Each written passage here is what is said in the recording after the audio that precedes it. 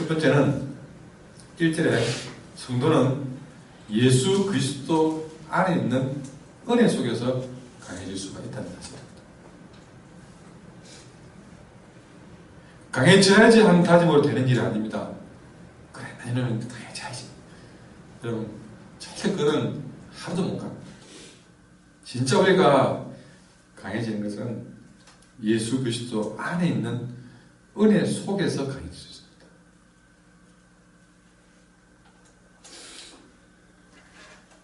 그러면 예수님 안에 있는 은혜는 속에서는 무슨 말이냐?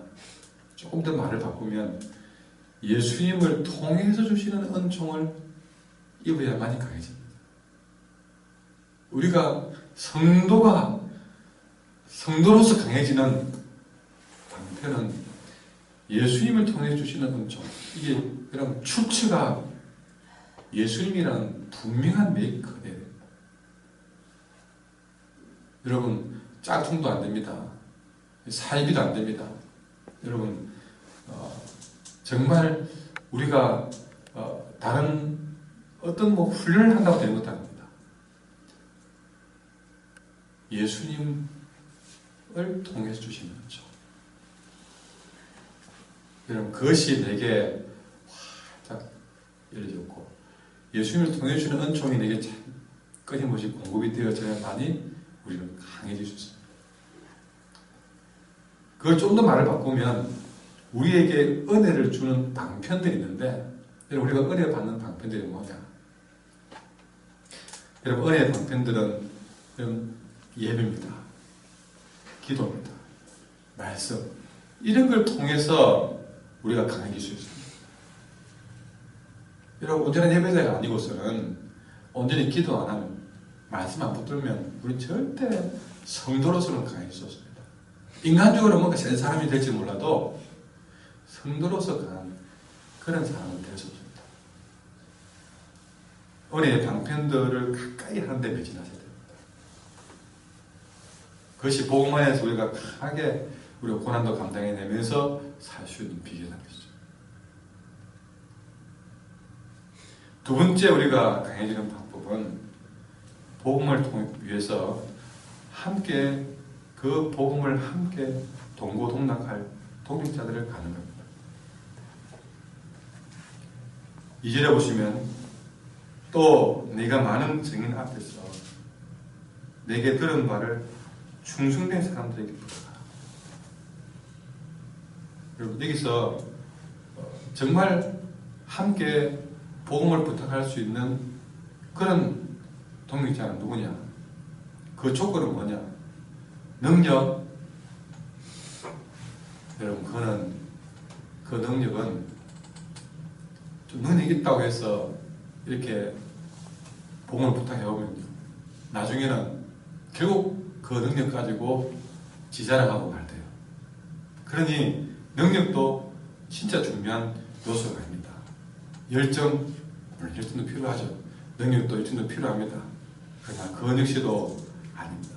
그보다 더 중요한 것이 성경에 기록되어 있습니다. 충성됨입니다. 좀 능력이 모자라도 괜찮습니다. 좀 열정이 모자라도 괜찮습니다. 정말 주님이 쓰시기에 복음을 부탁하기에 좋은 동역자의 조건은 충성된 자다. 그래서 오늘 바울도 디모데에게 딴 사람이 아니고 충성된 사람들에게 복음을 부탁해라.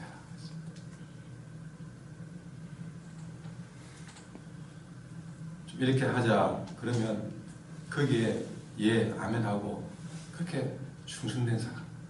여러분 사울 왕이 열정이 없었습니까? 있었습니다. 열정이 있어서 아말렉을 무찌르했을 때 무찌르 이겼습니다. 능력도 있었습니다. 그러나 그 사울 왕은 하나님의 진노로 샀습니다. 아니 그리고 하나님 뭐라 했습니까? 사무엘에게 내가 저 사울 왕 세운 것을 후회했다. 왜요? 충성되지 못했기 때문에. 하다가 지 생각대로 좋은 것 좀 남겨서 그러다가 들켜가지고 나중에는 이거 가지고 하나님께 제사 드리려고 그랬다. 말은 거룩한 척 했지만 충성되지 못한 사울 왕을 하나님은 버렸습니다. 충성된 사람에게 부탁하라. 여러분, 충성된 사람만이 고난 속에서도 하나님의 사람과 함께 끝까지 복음의 일을 계속할 수 있기 때문에 그렇습니다. 세 번째는 3절에 보면 너는 그리스도 예수의 좋은 병사로 나와 함께 고난을 받아라. 늘 내 신분이 어떤지를 인식하는 사람, 그 사람이 강해지시는데 어떤 마음을 가져야 되느냐? 나는 내 신분이 영적인 병사다 라는 것을 인식하는 것입니다. 예수 그리스도의 좋은 병사로, 내가 병사로 생각되면 여러분 강해질 수밖에 없는 것이죠. 좋은 군인은 고난을 피해가지 않습니다. 아무리 전투가 치열하고 총알이 빗발쳐도, 그래서 내 생명의 보장이 없는 자리를 할지라도 좋은 병사는 명령이 떨어지면 곧바로 전장에 뛰어드는 것이 좋은 병사입니다. 그러니 내가 정말 나라를 지키는 군인이라는 생각이 철두철미한 사람들은요, 내가 죽을 줄 알고도 진격해 가는 것이죠. 그런 것이 진짜 강한 것입니다. 그러니 이 세 가지, 예수 그리스도 안에 있는 은혜 속에서 정말 충성된 마음으로 내가 영적인 병사임을 인식하는 이런 사람에게 어떤 고난이 와도 여러분 그런 복음과 함께 고난을 받을 수 있는 만큼 강해질 수가 있는 것입니다. 하나님은 이런 생각을 가진 사람이 복음과 함께 고난을 받을 수 있다고 말씀했습니다. 나는 바로 이렇게 복음과 함께 고난을 받을 만한 자세를 가지고 있는지 돌아보는 시간 되기를 바랍니다. 더 나아가서 바울은 세 가지 직업을 비유하면서 우리 믿는 사람들의 삶의 자세에 대해서 설명하고 있습니다. 첫째 우리가 배워야 될 직업은 병사입니다. 여러분 4절에 보시면 병사로 복무하는 자. 우리는 항상 내 삶을 병사에 비견해서 우리는 생각해 봐야 되는데, 첫째는 병사의 자세입니다. 병사는 어떤 자세를 가지고 삽니까? 병사는, 성도는 사생활에 매일 수 없는 것이 병사죠. 그러니 여러분 병사는 자기 마음대로 자기의 뜻대로 사는 사람이 아닙니다. 병사로 임명되는 순간부터는요, 자기 뜻대로 살지 못합니다. 병사는 명령하고 자기를 부른 국가와 사령관을 위해서 사는 사람입니다. 그래서 사절에 보시면 병사로 모집한 자를 기쁘게 한다는 것입니다. 자기 생활에 얽매이는 것이 아니라 병사로 모집한 자를 기쁘게 한다. 이 말을 좀 바꾸면 여러분 진정한 그리스도인의 삶은 자기 뜻대로 사는 자가 아니라 나를 부르신 주님의 뜻대로 주님을 기쁘게 하기 위해 사는 사람입니다. 여러분 군인이 그렇게 살려면요, 잠도 자기가 자고 싶어 자는 게 아닙니다. 제가 군에 있을 때, 군에는 점심시간 때, 그때 서머타임 그래가지고 1시간 정도를 그냥 점심 먹고 자는 것을 그냥 정해놓았습니다. 그래서 점심 무조건 내관 들어가서 1시간 동안 자도록 명령해놨습니다. 그때 제가 생각에, 야 바쁜데 남들 다 자는 시간에 좀 공부라도 하자 생각이 들었어요. 공부라도 하자. 얼마나 좋은 생각입니까? 남들 다 자는 시간에 안 자고 나는 1시간 공부 좀 해야 되겠다 생각하고 남들 다 자는 시간에 책 펴는 공부를 했습니다. 그래서 얼마나 혼이 나는지 모릅니다. 시간을 아끼겠다고 그렇게 내가 그 짜투리 시간에 공부하겠다고 마음먹었는데 그게 혼이 났어요. 생각해보면 여러분 그것마저도 따라줘야 되는 거죠. 군대 갔기 때문에.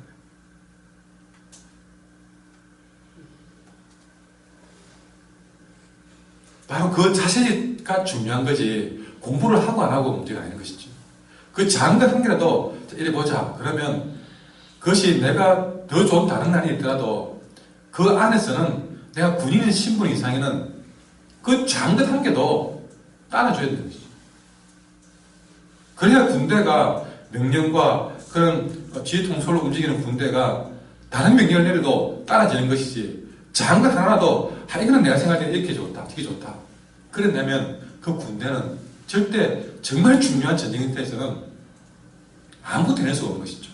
그래서 작은 것 하나라도 여러분 전쟁 나기 전에 훈련할 때 작은 것 한 개도 다른 훈련을 시키는 것입니다. 여러분 군대 가보면 보초를 쓰는데요. 제가 내도록 보초를 쓰고 내 고참에 쓰고 내 후배들의 보초를 써도 그 부대에 적군이 쳐들어온 적이 한 번도 없습니다. 그런데 잠 못 자가면서 매번 돌아가면서 보초를 썼거든요. 속으로 누가 이게 후방에 무슨 적군이 쳐들어올 것이라고 매일 잠 못 자게 보초를 세우는가 불만이 많았습니다. 안수도 아무도 안 오는데 그냥 푹 쬐고 훈련시키면 안 되나 그런 생각이 들었죠. 그러나 그게 훈련이라는 것이죠. 적군이 안 쳐들어와도 내가 평생 군대 생활하는 가운데 적군이 안 쳐들어와도 늘 그렇게 지키는 훈련을 해놔야 진짜 전쟁이 나도 적군을 막아낼 수 있는 겁니다. 아까 추수된 자에게 부탁하라고 했지 않습니까? 정말 우리는 진정한 그리스도인의 삶의 자세는 그렇게 작은 것 하나도 충성되게 순종하고 정말 군인이 자기 생활에 얽매이지 않고 사령관을 기쁘게 하는 마음으로 살듯이 그렇게 훈련되어져야 진짜 복음과 함께 고난을 받아야 할 순간에도 충성되게 피해가지 않고 우리는 고난을 감당해낼 수 있는 사람이 되는 것입니다.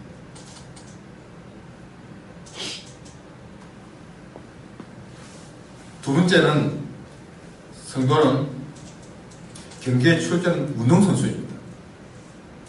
한편의 운동선수입니다. 5절에 보시면 경기하는 자가 그러면 왜 운동선수냐? 여러분 진정한 운동선수는요 이런 겁니다. 우리가 운동을 하되 건강을 위해서 취미를 위해서 운동할 때는 때로는 여러분 엄격한 규칙을 코스를 지킬 필요는 없습니다. 하다가 좀 다르기도 하고 운동삼아 할 때는 괜찮습니다. 그러나 메달을 얻기 위해서 진짜 경기를 하는 선수는 반드시 철저하게 주어진 규칙을 따라야 합니다.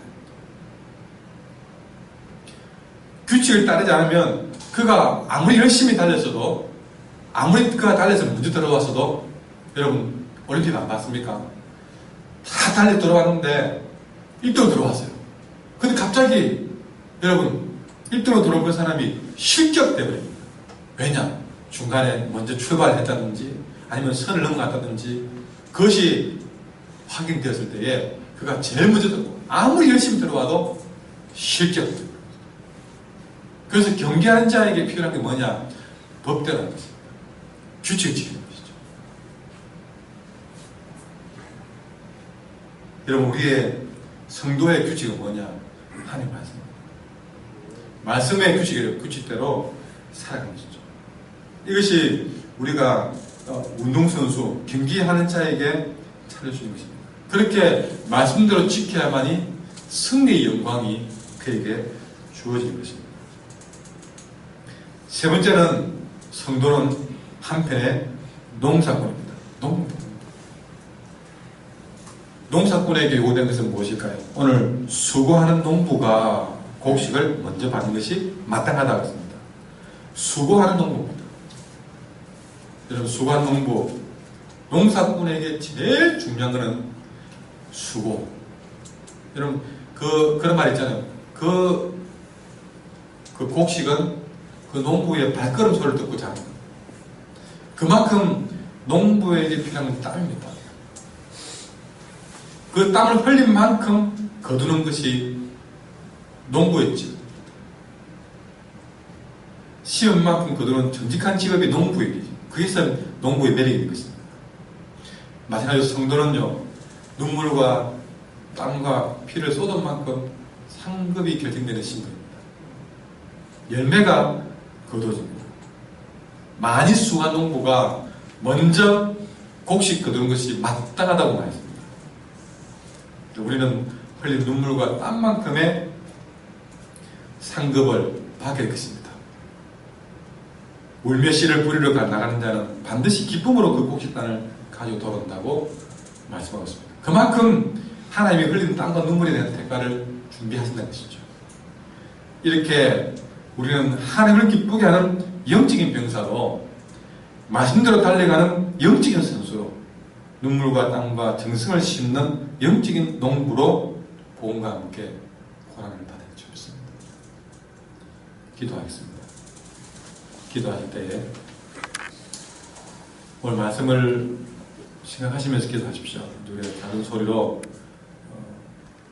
여러분 귀에